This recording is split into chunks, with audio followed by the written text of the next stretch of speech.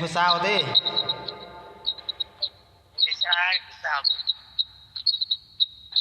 นะกินอะไรไม่เคยกินเหรอไม่กินอ๋อทำไมไม่กินด้วยกันอ่ะไม่กลัวพญานาควะพญานาคระวังพญานาคเด้อไม่เคยตกรถอ๋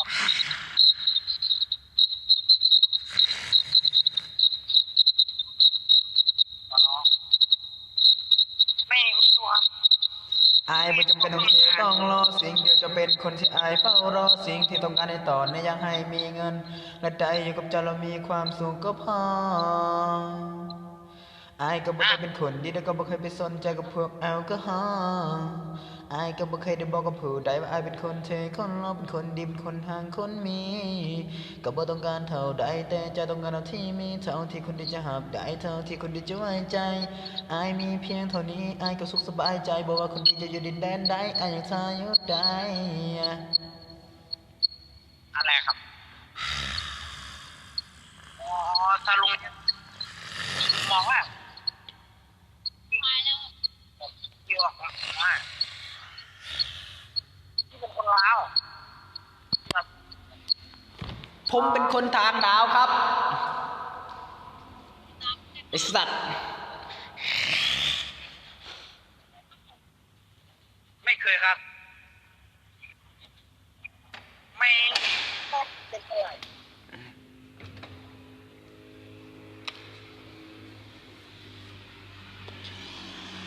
มองนะอย่าอะไรไอ้สัตว์ทำอะไร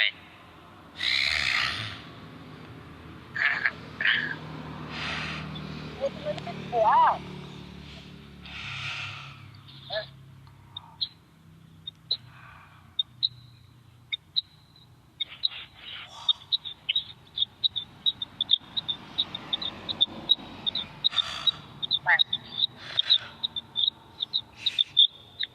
อ๋อนู่น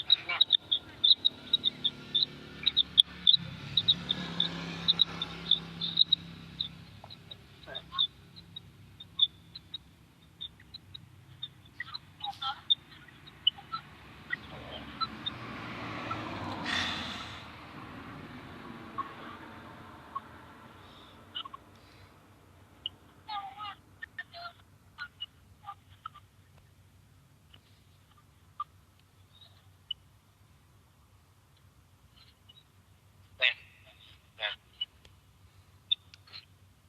นะ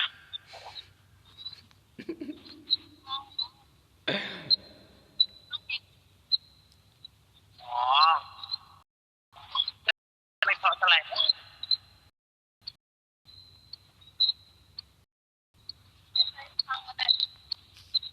กันอะไรครับ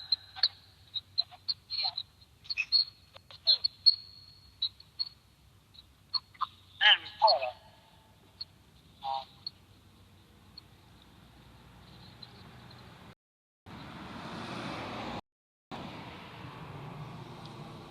ถ้ามึงใส่มุก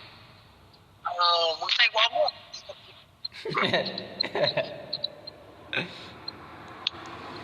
หัวมึงกินหมวก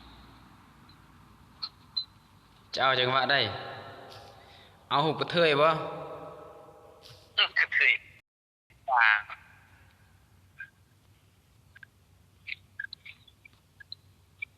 อ่ะมาเฮ้ย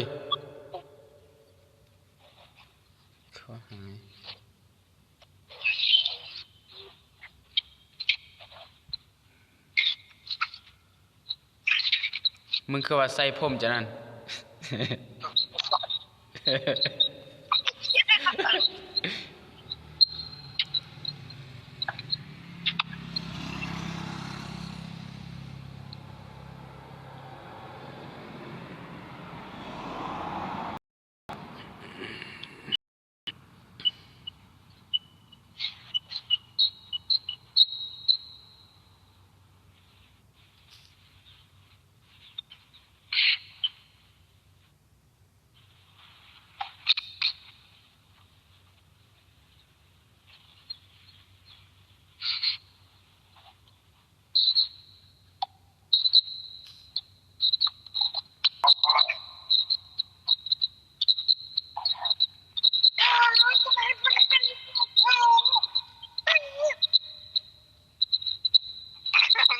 ไปเจอ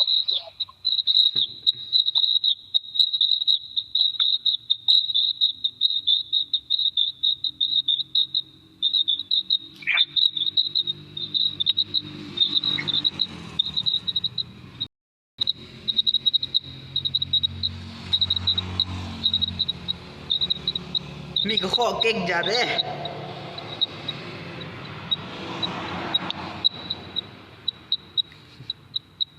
ผมขยาวเด้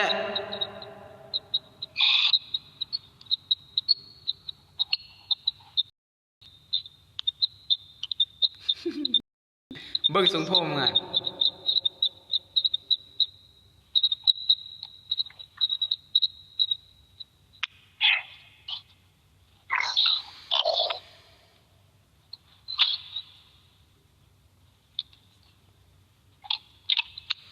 คนนี้ก็งามคนนั้นก็น่าฮักคนนี้คอยก็อยากจะเข้าไปทักคนนั้นคอยก็แอบมาคนนู้นก็คือว่าเคยรู้จัก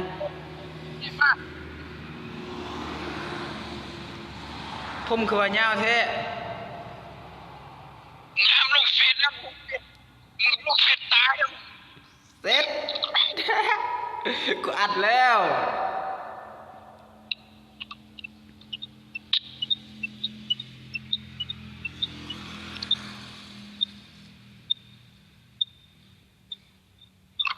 สบายดี FC ทุกคน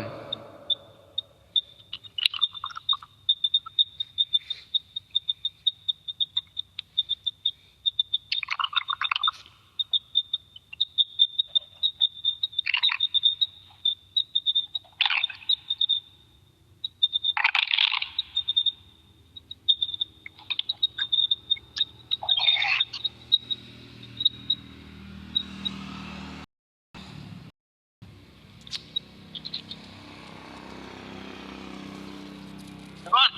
อืม